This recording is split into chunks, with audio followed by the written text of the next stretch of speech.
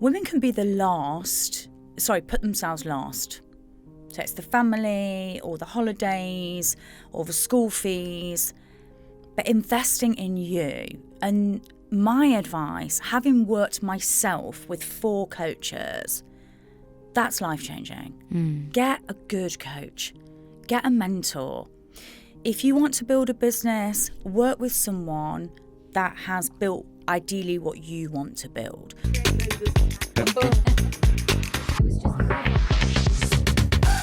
Okay, I'm glad you mentioned Saudi because that was my next point. You signed an MOU with the United Nations Global Compact in Saudi Arabia. Yeah. Tell us a bit more about that. That must be so exciting for you. And you mentioned that to Joanna as well. Like if she wants to, open up the Saudi market, she has that too. So please, tell us more about that. Do you know what? It is actually a little bit unbelievable because, you launch a business, the struggle is real. I think that we glamorize entrepreneurship and it's really difficult. Oh, of course. And it's just such a roller coaster of a journey. It's highs and lows and highs and lows. And, we are self-funded and I've used the majority of my money invested in Wild. But this year, we invested heavily in PR and social media. And so it really has put Wild on the map as a very established brand. And of course, I've had Wild 5.5 years now.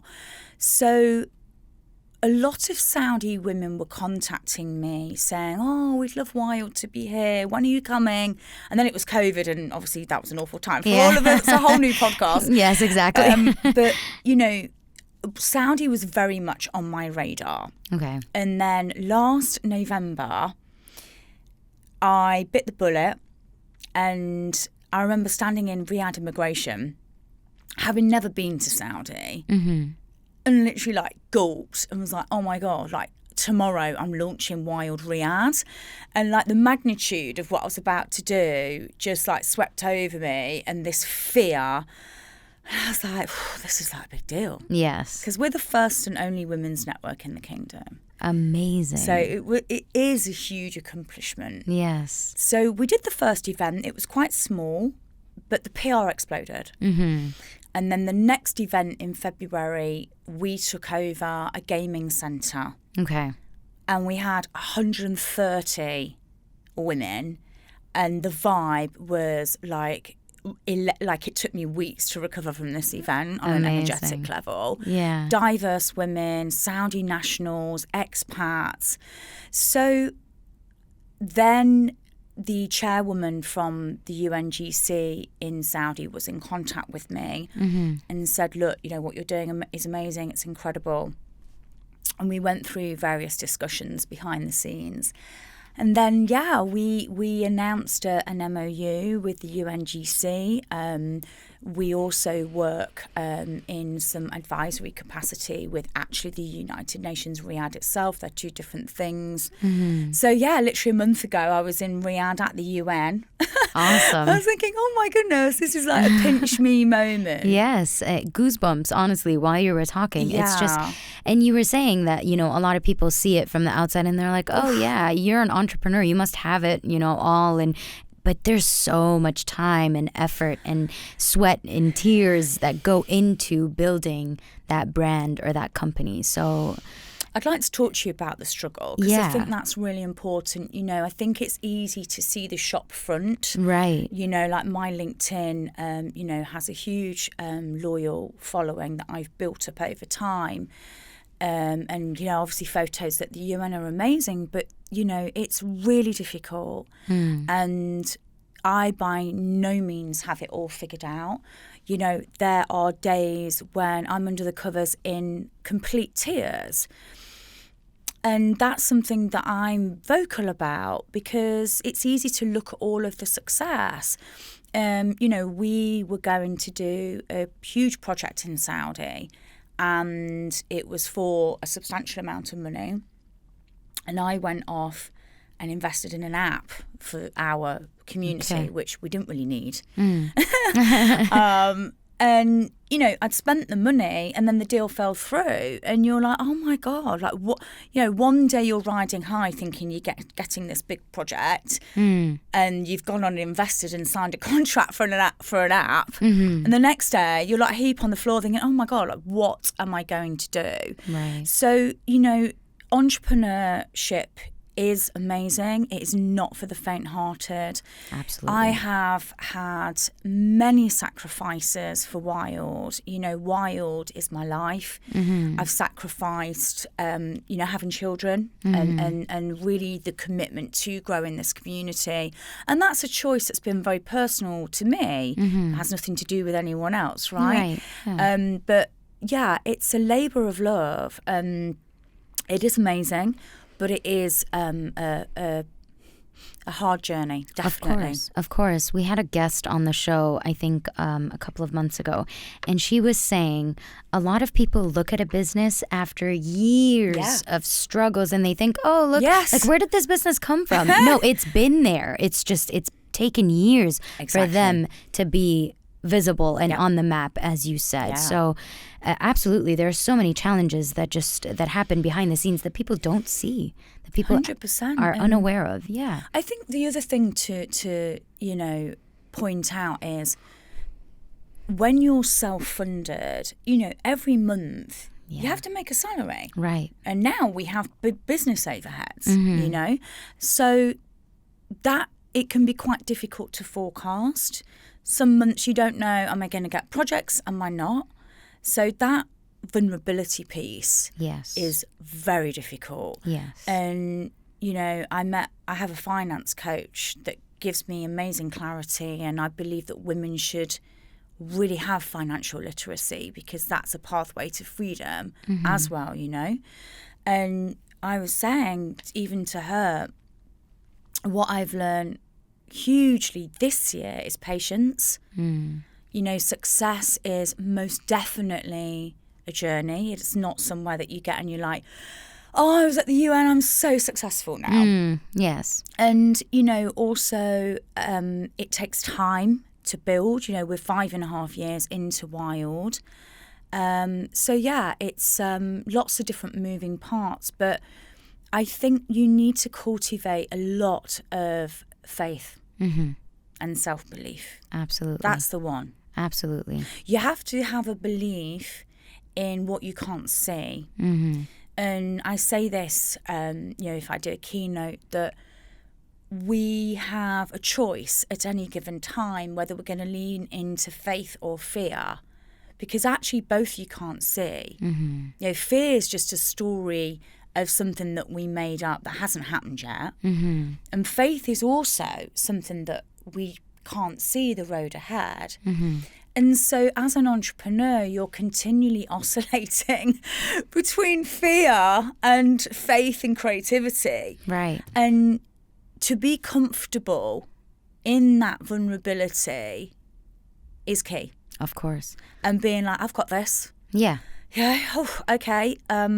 We don't know what's going to happen next month. We don't know, you know, what projects. I mean, we have memberships and other programs, but, you know,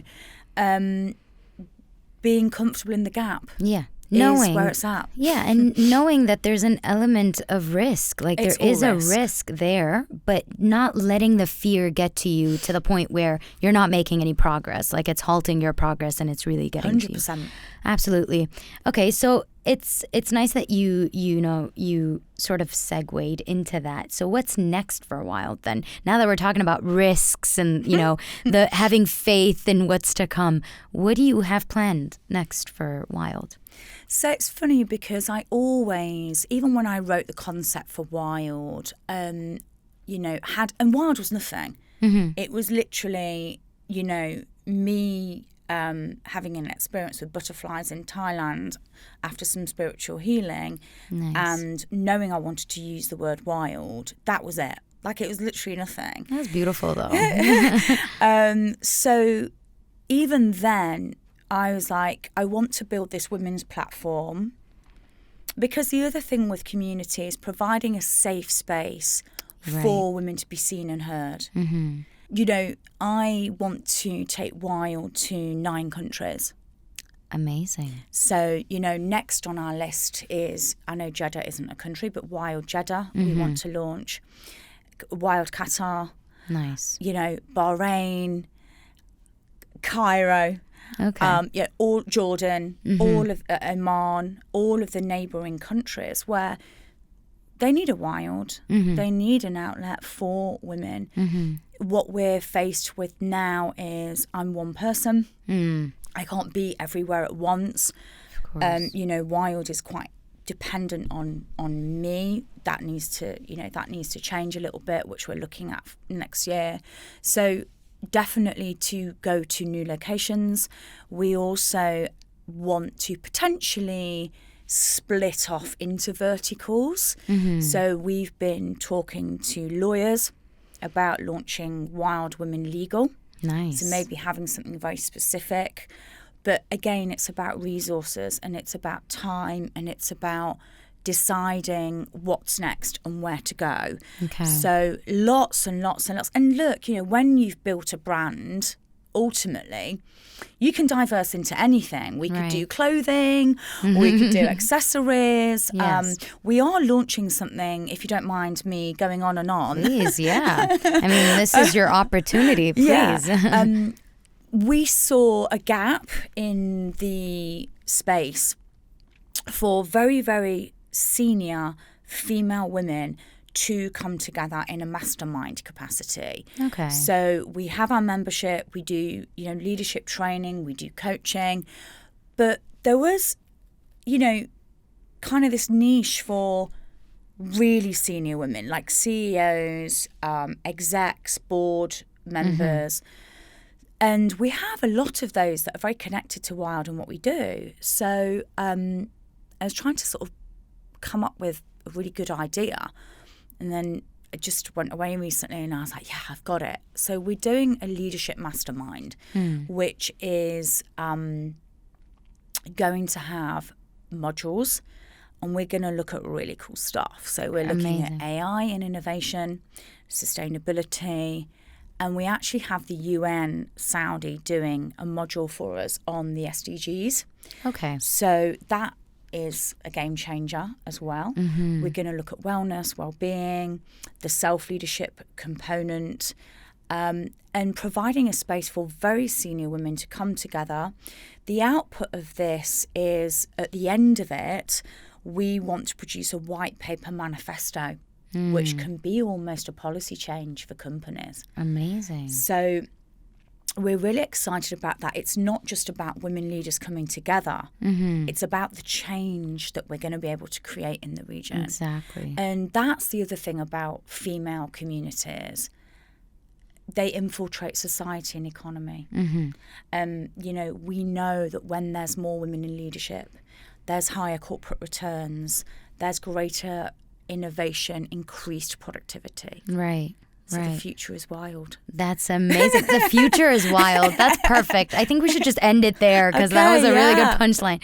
No, but I do actually want to ask you because I feel like the two are not linked, but I mean, there can be similar outcomes, but I want to know what's next for you as Emma.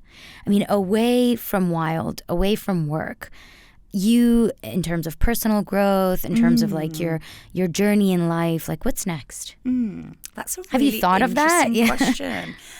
I have been thinking that we would like to get a property in Sri Lanka. Okay. And hold retreats there for our wild women. Everything is related to wild. I was just going to say it's linked. I am my brand, okay. So that is something that I have been thinking about. And Wild, even though it is a business, it's my life's work and it's my absolute passion. Right. So when you create a business around something that you love, it's not work, right? It becomes your life. It is your life and you live and breathe your brand. So for me, watching Wild change people's lives and the social impact component is everything for me. Okay. I care deeply about social impact. And that's really the ultimate goal. That's fantastic. I like the idea of like having like a place where you can hold retreats, be it in Sri Lanka or anywhere else. Absolutely. I think that's it's the whole connection between the mind and the body and like trying to establish that and healing from within. I like that. Okay, last thing. Yeah. I know you have a busy schedule and you No, mentioned so anytime. many things in the span of like 40 minutes. No wonder I can't sleep. But my last question is, what would your advice be? Like if someone were sitting in front of you, I'm a woman, I came to you and I'm completely overwhelmed. I'm stressed out of my mind. I feel like I've hit rock bottom. Yeah. What would your advice be for me? What do you think the next step should be and what's your advice? I mean, there's so many different components to that, right? But I think that women need to invest in themselves and their own growth and development. Women can be put themselves last. So it's the family or the holidays or the school fees, but investing in you. And my advice, having worked myself with 4 coaches, that's life-changing. Get a good coach. Get a mentor. If you want to build a business, work with someone that has built ideally what you want to build. My coach is in LA. Obviously, the time difference is ridiculous. She's on at night. I'm on at 5 a.m. No wonder you don't sleep. And that's why. Okay. Sleep is very important, and I go to bed very early. Yeah. But, and I've also had coaches that have helped me break through fear and the conditioning and your past, because, we've all got trauma. We all have it. And when we've got that awareness to say, enough is enough, I'm not here for this anymore. Like, we have to get out of our own way. And investing in ourselves with a coach or mentor would be my absolute number 1. And 2, yes, having breaks, not just breaks because we need rest, but we need to create space. So when you're running at 1,000,000 miles an hour, there's no space in your head. There's no room for inspiration or downloads or creativity.